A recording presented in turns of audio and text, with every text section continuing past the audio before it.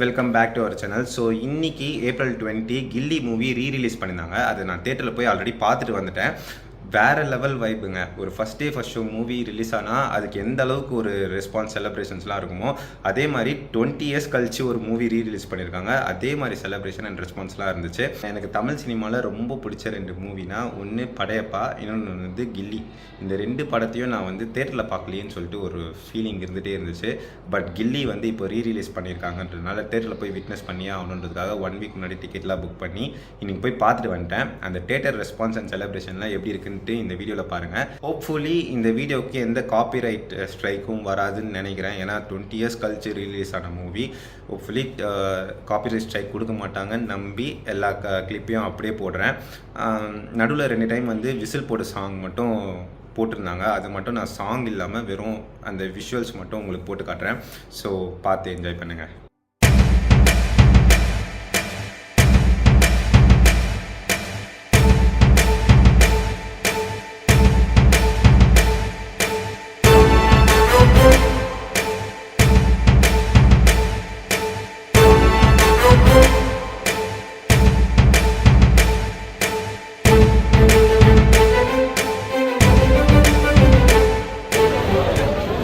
கூட்டத்தை மட்டும் பாருங்களேன், எவ்வளோ பேர் நிற்கிறானுங்க.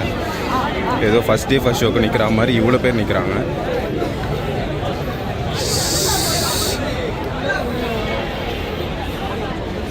எங்கே போயினே இருக்குது ஆடாப்பாங்களா.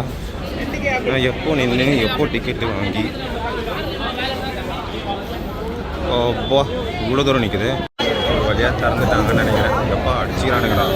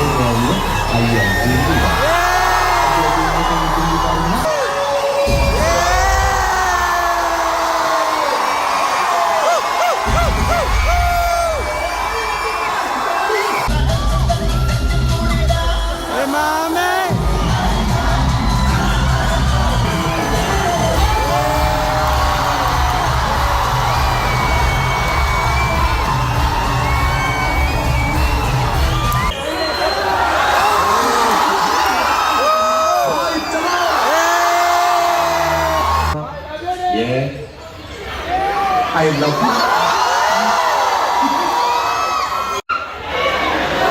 I love you.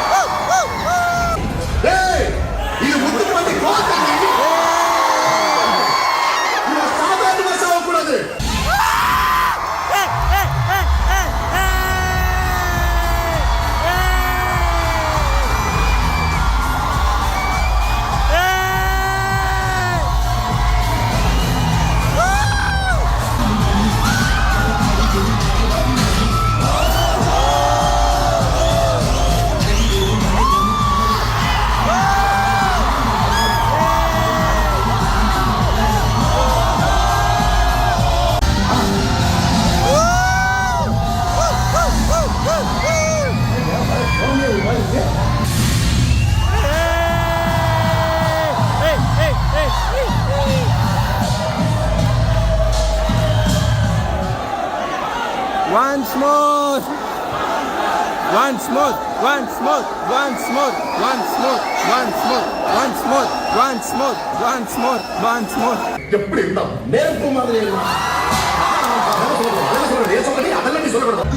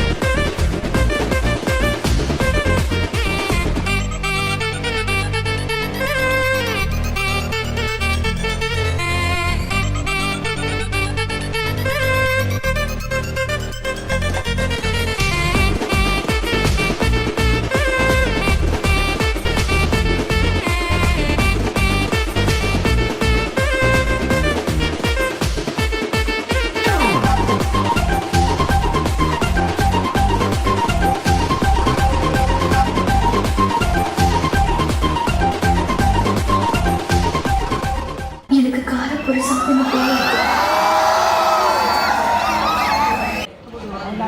தனலட்சுமி உட்கார்.